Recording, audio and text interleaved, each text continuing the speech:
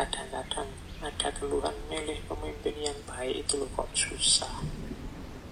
Oke, daripada kita mengeluh begitu, mari sekarang kita bentuk saja diri kita punya.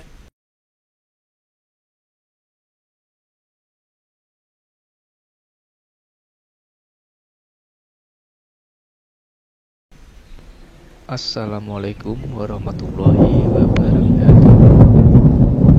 Kita berjumpa kembali di Kata Filsafat. Prinsip kepemimpinan. Setelah ini kita akan ngomong banyak sekali pandangan-pandangan Aristoteles yang penting dijadikan prinsip oleh seorang pemimpin. Tidak cuma memimpin yang di luar diri, tapi juga memimpin diri kita sendiri. Kita mulai leadership prinsip. Ada banyak prinsip yang malam hari ini saya bawa, meskipun sebenarnya sangat banyak pikiran-pikiran para filosof, khususnya yang berhubungan dengan pembangunan, pembentukan karakter manusia, itu sebenarnya semuanya masuk kalau mau kita jadikan prinsip seorang leader, seorang pemimpin yang baik.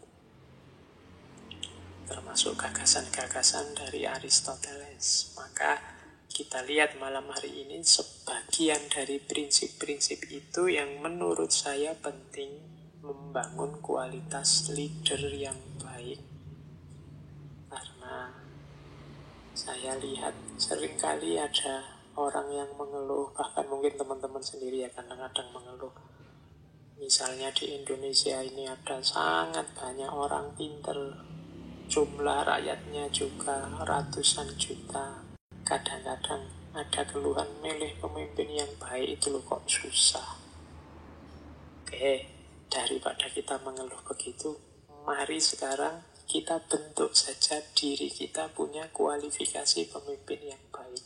Paling tidak pemimpin yang baik untuk diri kita sendiri.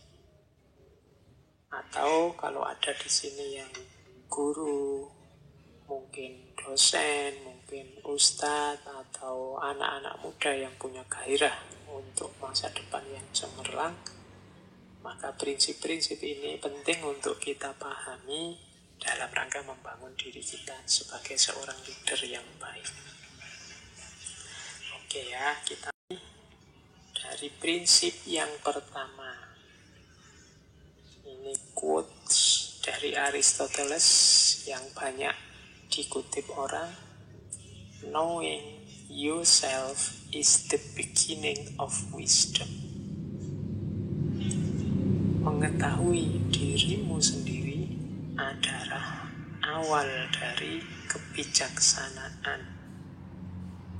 Prinsip leadership yang pertama dan yang harus sebenarnya dilakukan oleh siapapun, tidak cuma yang punya ambisi jadi leader, adalah knowing yourself. Mengetahui diri, mengenali diri. Karena tidak mungkin orang bisa bijaksana kalau dirinya saja dia tidak kenal, tidak ngerti. Knowing yourself is the beginning of wisdom. Kalau kita kenal diri kita, manfaat paling dekat. Kalau manfaat jauhnya kan kemarin, man arofa nafsahu faqad arofa rabbahu. Ini manfaat jauhnya kalau kita kenal sangat dalam dengan diri kita, pada akhirnya kita bisa mengenali keberadaan Tuhan. Tapi yang paling dekat adalah kalau kita kenal diri kita sendiri, kita akan mampu untuk bersikap bijaksana. Khususnya terhadap diri kita sendiri juga. Kalau teman-teman mengenali diri misalnya gini, aku ini orangnya sensitif, aku ini orangnya baperan, tidak bisa ada orang ngomong jelek sedikit saja tentang aku, darahku naik, mataku merah. Itu kan kenal. Oleh karena itu, cobalah aku tidak terlalu banyak terlibat di forum-forum yang isinya saling celah, saling kritik. Tidak kuat aku itu, mudah panas. Ini kan kamu jadi bijaksana. Kenapa kamu bisa bijaksana seperti ini? Karena tadi kamu ngerti dirimu. Aku ini mudah tersinggung, aku ini mudah marah. berarti terus dia mengambil kebijaksanaan untuk menjauh dari hal-hal yang mungkin membuatnya tersinggung. Nah, ini prinsip pertama seorang pemimpin. Dia harus kenal dirinya sendiri. Oh, aku ini lemah, mudah dihasut, mudah diprovokasi. Berarti caranya begini, aku akan nyari orang yang baik-baik saja, yang aku percaya bahwa dia tidak akan punya motif jelek terhadap diriku. Inilah nanti yang akan aku jadikan pembantu-pembantuku. Karena aku ini orangnya mudah diprovokasi. Nanti kalau yang diangkat orang yang tidak cocok, tidak pas, wah mesti aku nanti kena provokasi. Nah, ini kebijakan ini diambil. Kenapa? Karena tahu siapa aku. Atau oh enggak, aku ini orangnya kuat, aku ini tidak mudah dipengaruhi, keputusanku tegas. Jadi kalau aku bilang A ya A, B ya B. Karena aku modelnya semacam ini, tidak apa-apalah aku nyari pembantu-pembantu yang pinter-pinter. Meskipun yang pinter ini mungkin ada yang curang, ada yang culas, aku bisa mendeteksi kok aku kuat. Nah itu karena kenapa dia bisa begini, karena dia tahu dirinya. Maka knowing yourself is the beginning of wisdom. Kenali diri. Sebenarnya ya mengenali diri tidak nunggu kalian jadi pemimpin. Pemimpin tidak pemimpin, kalau ingin hidupmu beres ya harus knowing yourself. Mengenali diri. Gnosis author. Kenali dirimu. Katanya Socrates begitu. Prinsip pertama ya teman-teman, para calon pemimpin harus mau muhasabah, harus mau belajar. Pertama-tama belajar tentang dirinya sendiri. Siapa aku? Apa ciriku? Di mana kelemahan, di mana kelebihanku? Prinsip pertama. Terus, prinsip kedua. Ini tadi di depan sudah kita singgung sedikit prinsip kedua ini. We are what we repeatedly do. Excellence then is not an act but a habit. Diri kita ini adalah apa yang kita lakukan berulang-ulang. Kesempurnaan oleh karena itu bukanlah sejenis tindakan, tapi satu kebiasaan. Ini di depan tadi sudah kita jelaskan. Kalau ingin jadi pemimpin yang baik, bentuklah karakter diri atau habit kita jadi orang yang baik. Berarti siapa kita itu tergantung habit. Dan apa itu habit? Habit adalah apa yang kita lakukan berulang-ulang. Maka katanya Aristoteles, we are what we repeatedly do. Kita itu apa yang kita lakukan berulang-ulang. Jadi kesempurnaan itu bukan pas kita melakukan apa, tapi apa yang kita lakukan berulang-ulang. Yang istiqomah ngaji, berarti kan ngaji yang berulang-ulang. Itu akan jadi habit kita. Karena ngaji itu baik, berarti kita sedang membentuk diri jadi orang baik. Yang istiqomah sholat malam. Nah, ini berarti dia melakukan sholat malam secara kontinu, berulang-ulang. Karena sholat malam ini kebaikan, berarti apa? Dia sedang membentuk dirinya, dan dirinya akan terbentuk jadi orang baik. Nah, mulai sekarang ayo teman-teman di muhasabahi dirinya. Ada ndak kebaikan yang kita istiqomahkan? Itulah dia yang nanti akan jadi kunci karakter kita. Dia akan jadi habit. Makanya setiap kali mulai ngaji, sering sekali saya tekankan untuk ayo kita istiqomah ngaji dong. Kenapa? Karena ngaji kan ini baik. Jadi karena ngaji itu baik, maka kalau diulang-ulang, dia akan jadi habit. Kalau habit yang tertanam adalah baik, ya karakter kita akan jadi orang baik. Pemimpin juga begitu. Dia terbentuk melalui apa yang berulang-ulang dia lakukan. Tips kedua bagi seorang pemimpin yang baik, pemimpin yang unggulan adalah dilihat dari yang berulang-ulang dia lakukan. Disitulah nanti karakternya. Ini nasihat buat teman-teman muda khususnya yang gampang bosen. Saya tidak tahu hari ini teman-teman asiknya apa yang berulang-ulang tiap hari dilakukan apa.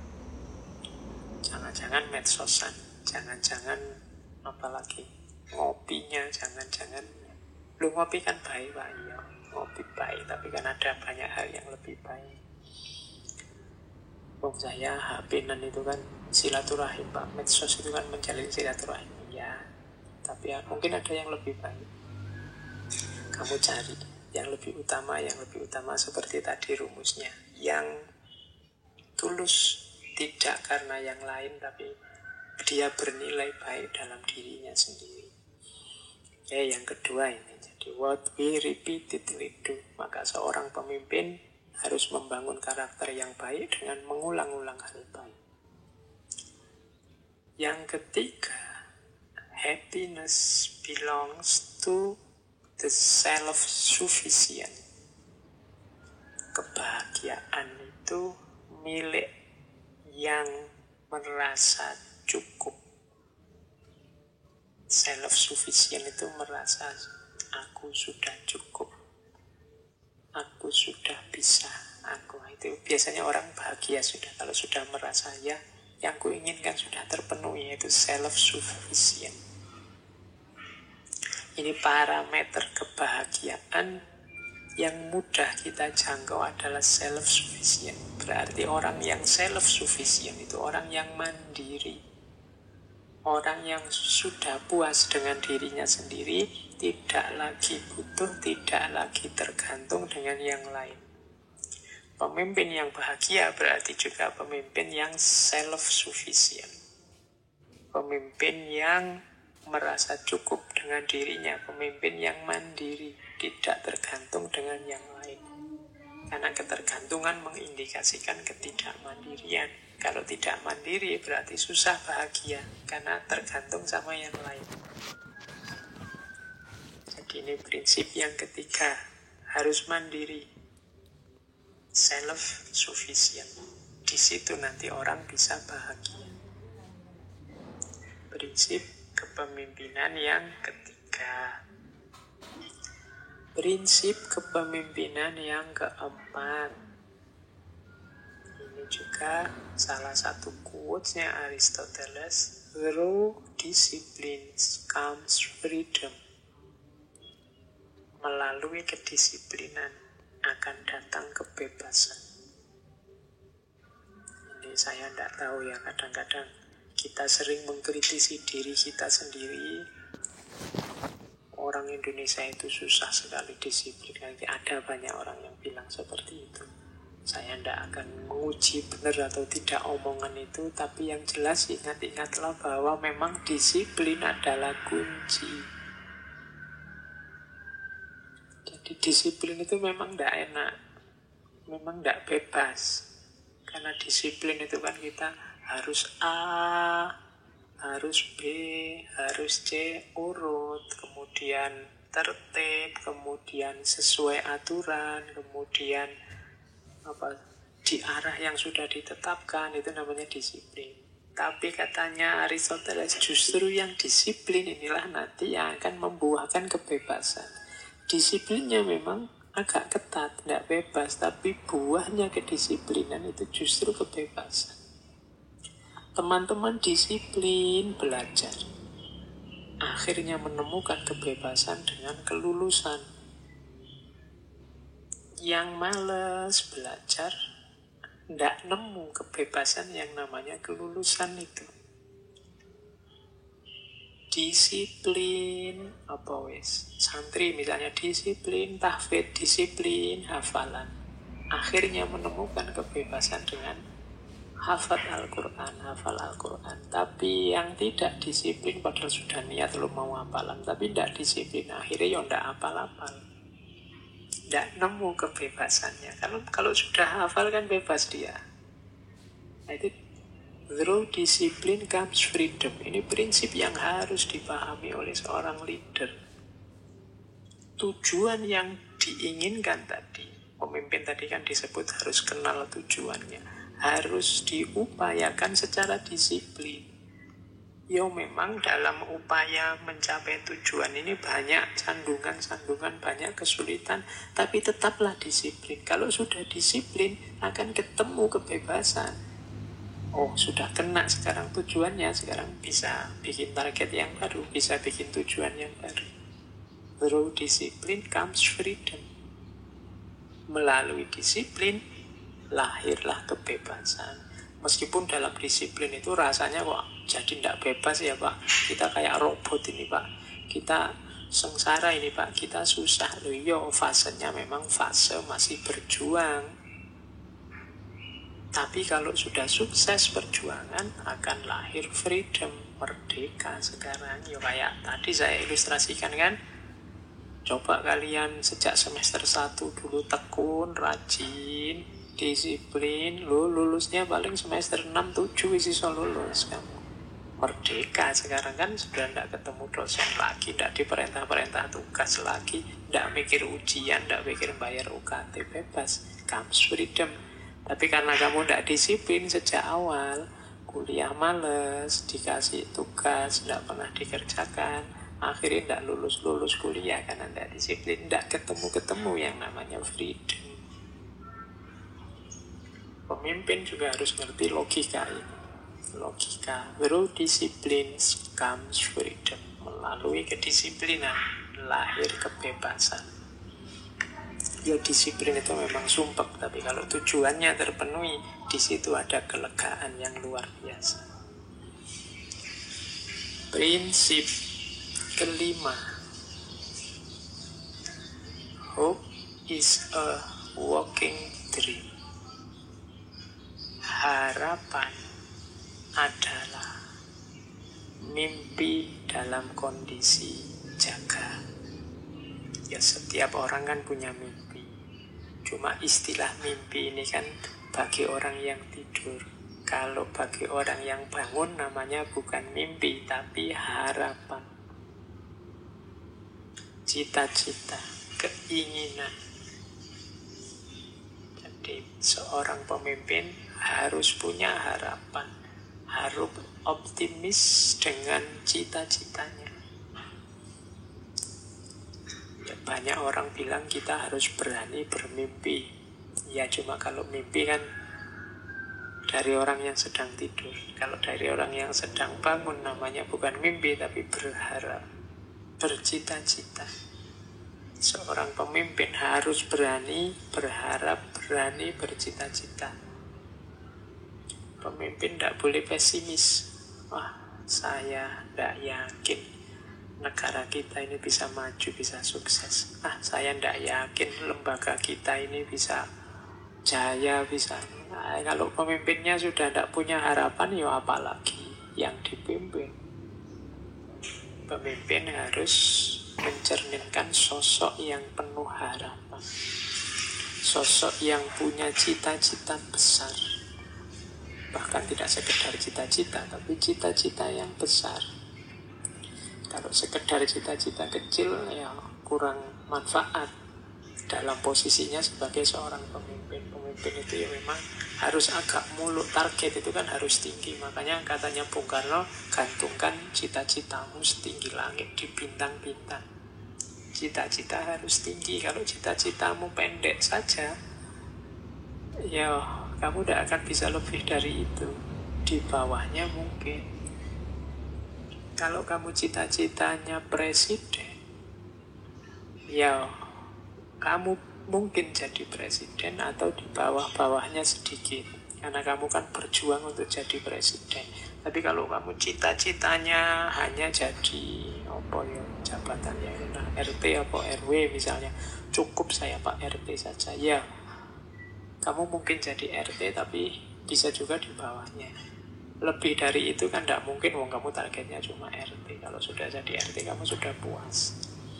Ya meskipun jabatan RT bukan berarti tidak mulia, sangat mulia. Tapi gantungkan cita-citamu setinggi langit. setinggi mungkin. Hope. Nah, ini tipe leader yang bagus, yang baik, punya harapan. Kalau pemimpinnya sudah hopeless, tanpa harapan, atau tidak bisa diharapkan, ya ganti yang lain yang punya harapan. Prinsip kelima. Sekarang prinsip keenam.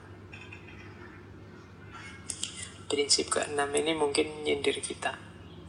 He who cannot be a good follower cannot be a good leader.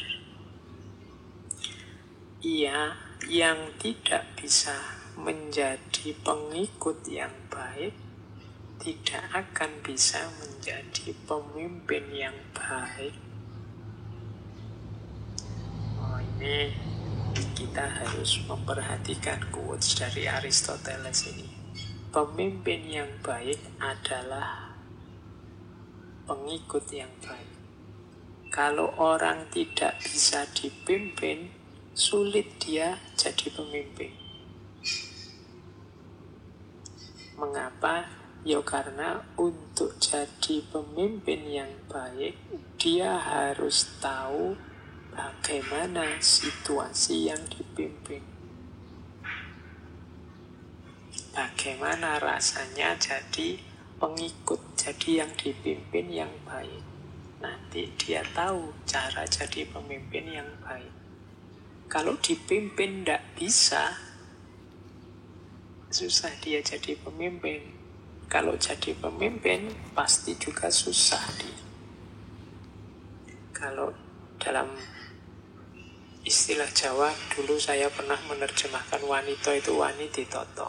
Wani ditoto yang tidak dalam konotasi negatif, tapi dalam konotasi positif. Bahwa banyak orang yang kalau nata dia, kalau mimpin merintah dia bagus, tapi waktunya dipimpin, waktunya diperintah dia lemah sama sekali. Banyak tipe-tipe orang yang kalau disuruh-suruh tidak mau, maunya nyuruh saja. Nah, ini berarti dia bukan good follower. Kalau bukan good follower, dia juga bukan good leader.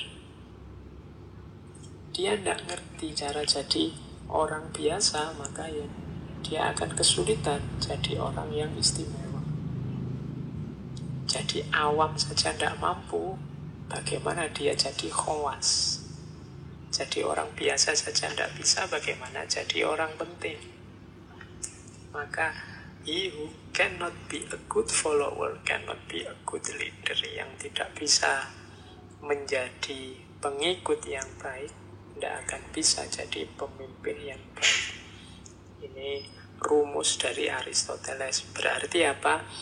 Kalau kita ingin jadi pemimpin yang baik, pertama-tama kita harus latihan, kita harus menjalankan hidup sebagai orang dipimpin yang baik. Orang dipimpin yang baik itu kan patuh pada aturan, taat pada keputusan bersama, mau menjalankan keputusan-keputusan kelembagaan. Itu berarti dia good follower. Orang yang seperti ini nantinya dia akan bagus jadi good leader. Tapi kalau sejak awal orang ini tidak bisa diatur, selalu melanggar aturan, selalu bantah kalau ketemu dengan keputusan bersama, tidak mau bareng-bareng memajukan lembaga, dia pasti tidak bagus untuk jadi leader. He who cannot be a good follower cannot be a good leader. Prinsip ke-6. Prinsip ke-7.